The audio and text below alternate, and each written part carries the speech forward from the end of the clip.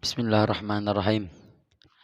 Lakum busyra bil ijabati wal qabuli minal maula biwasitatir rasuli da'a da'il inayati fastajabtum wa badartum ilal fadlil jazili. Ad-da'watu ala man hadal fakir. Assalamu alaikum warahmatullahi wabarakatuh. Alhamdulillah. Alhamdulillahil wahidil ahad. Al-fardhus samad. Alladhi lam yalid wa lam yulad wa lam yakul lahu kufuwan ahad.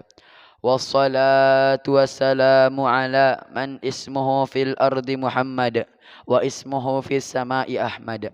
Allahumma salli ala sayyidina Muhammadin sahibit taj wal mi'raj wal buraq wal alam wa dafi'al bala wal waba wal maradi wal alam. Jismuhu mutahharun mu'attarun munawwarun man ismuhu maktubun marfu'un mawdu'un 'alal lawhi wal qalam. Syamsid duha badrid duja nuril huda misbahuz zulam. Abil Qasim sayyidil kaunain wa syafi'at thaqalain. Abil Qasim sayyidina Muhammadin sayyidil arabi wal ajam. Nabiyul haramain mahbubun 'indal masyriqaini wal maghribain. Amma ba'du.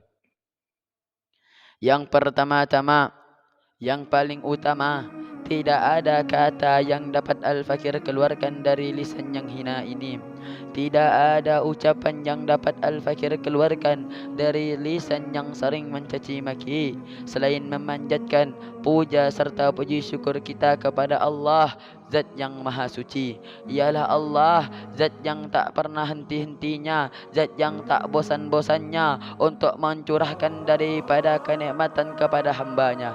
Saking banyak kenikmatan yang telah Allah curahkan terhadap hambanya, sampai-sampai malaikat yang Allah izinkan untuk menghitung daripada rintik demi rintikan hujan, percik demi percikan hujan yang turun di permukaan bumi ini, akan tetapi malaikat tersebut tidak dapat menghitung akan kenikmatan yang telah Allah curahkan terhadap hambanya. Bayangkan wahai saudara, saking banyaknya kenikmatan yang telah Allah curahkan terhadap hambanya, sampai-sampai malaikat yang bisa menghitung daripada rintik demi rintikan hujan, percik demi percikan hujan yang turun di permukaan bumi, akan tetapi malaikat tersebut tidak dapat menghitung kenikmatan yang telah Allah curahkan terhadap hambanya. Lantas yang menjadi pertanyaan di sini, apakah kita pernah bersyukur atas kenikmatan yang telah Allah curahkan terhadap hambanya? Apakah kita sudah mengucapkan kalimat Alhamdulillah setelah Allah memberikan kenikmatan terhadap hambanya? Allah Subhanahu wa taala pernah berfirman di dalam Al-Qur'an, la in syakartum la azidannakum, kata Allah, apabila kalian mensyukuri daripada kenikmatanku, maka akan kutambah kenikmatan tersebut. Begitu juga sebaliknya, Allah Subhanahu wa taala sudah mengancam bagi orang-orang yang tak mau bersyukur atas kenikmatan yang telah Allah curahkan terhadap hambanya. Allah Subhanahu dalam lanjutan firman-Nya, Allah Subhanahu wa taala yang berbunyi, wala in kafartum inna adzabi lasyadid, kata Allah. Dan jikalau kalian mengkufuri terhadap kenikmatanku, kalian tak mau bersyukur atas kenikmatanku, inna adzabi lasyadid, sesungguhnya azabku sangatlah pedih.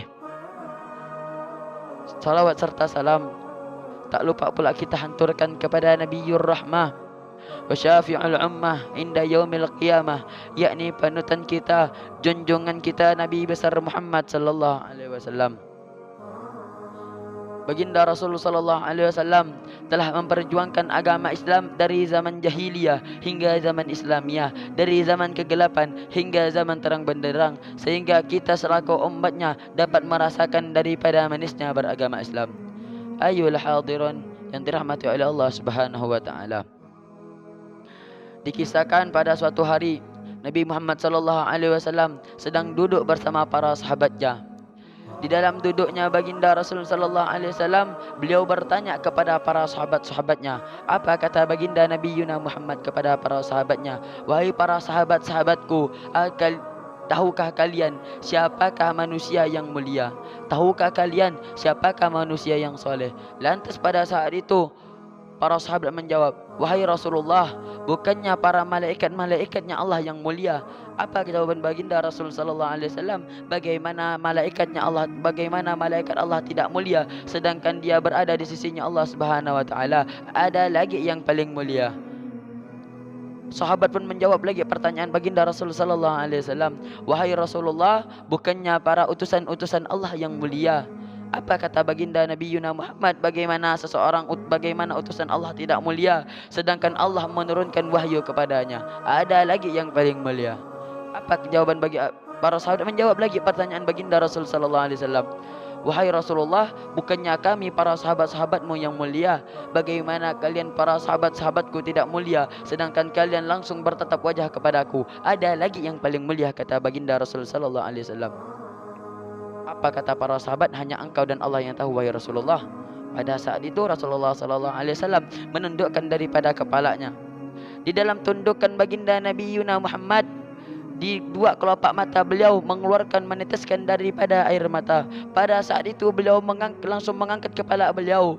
Beliau berkata kepada para sahabatnya, tahukah kalian siapakah manusia yang mulia nanti? Siapakah manusia yang soleh? Mereka adalah umatku. Mereka adalah orang yang tidak pernah memandang wajahku. Mereka tidak pernah mendengarkan perkataanku secara langsung. Akan tetapi mereka beriman kepadaku. Ayolah hadirin yang dirahmati oleh Allah Subhanahu wa taala. Bayangkan wahai saudara, betapa cintanya baginda Rasul sallallahu alaihi wasallam terhadap umatnya. Sampai-sampai ketika beliau berdakwah di kota Taif, beliau tidak disambut seperti ulama zaman sekarang. Ulama zaman sekarang disambut dengan meriahan. Ulama zaman sekarang disambut dengan tala'al badru alaina.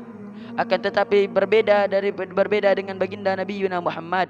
Baginda Rasul sallallahu alaihi wasallam disambut dengan cacian demi cacian, makian demi makian, hinaan demi hinaan. Dikisahkan pada saat itu gigi geraham beliau mengeluarkan daripada darah dikarenakan segerombolan anak kecil melotari beliau dengan batu.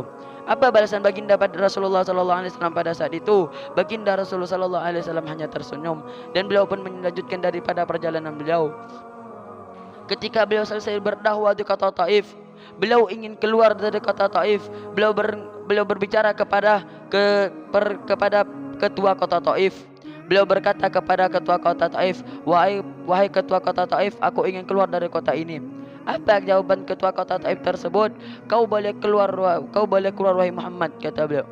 Kau boleh keluar dari kota ini, akan tetapi dengan satu syarat, kau tidak boleh melalui daripada pintu depan, kau harus melalui daripada pintu belakang.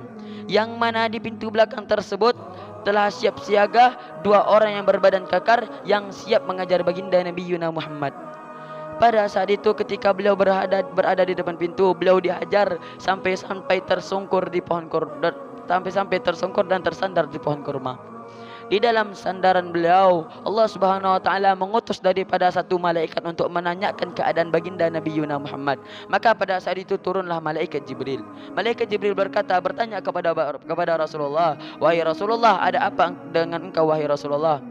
Apa tidak dijawab oleh baginda Nabi Yuna Muhammad. Kedua kalinya malaikat tersebut itu bertanya lagi kepada Rasulullah, wahai Rasulullah, ada apa dengan engkau wahai Rasulullah? Tidak dijawab oleh baginda Nabi Yuna Muhammad untuk kedua kalinya. Sampai ketiga kalinya malaikat tersebut bertanya kepada Rasulullah, wahai Rasulullah, wahai kekasihnya Allah, apabila engkau mengizinkan aku membalikkan gunung Uhud ini ke kota Taif, maka akan kubalikkan wahai Rasulullah. Apa jawaban? Maka lantas pada saat itu Rasulullah sallallahu alaihi wasallam langsung menjawab daripada pertanyaan malaikat tersebut.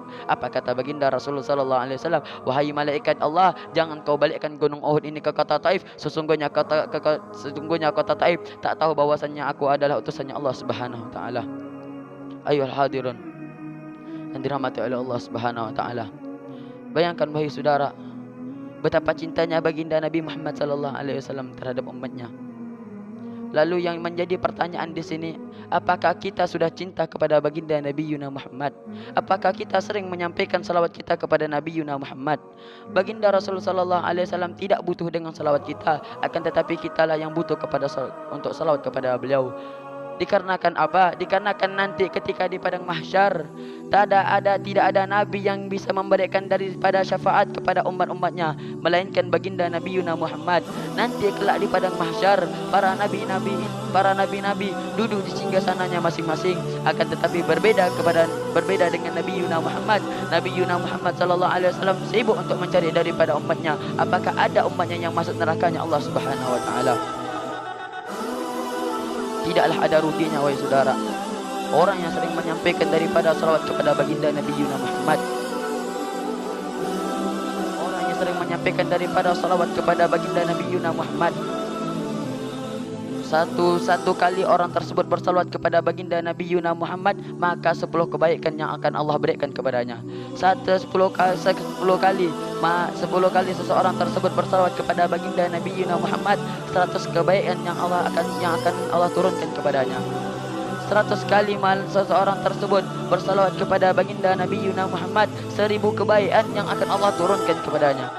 1000 kali seseorang tersebut bersalawat kepada baginda Nabi Yuna Muhammad, hurrima jasadun minan nar, haram jasadnya menyentuh api nerakanya Allah Subhanahu wa taala. Ayolah hadirun yang dirahmati oleh Allah Subhanahu wa taala. Kesimpulan daripada ceramah Al-Fakir, yang pertama, janganlah lupa untuk menyampaikan salawat kepada beliau.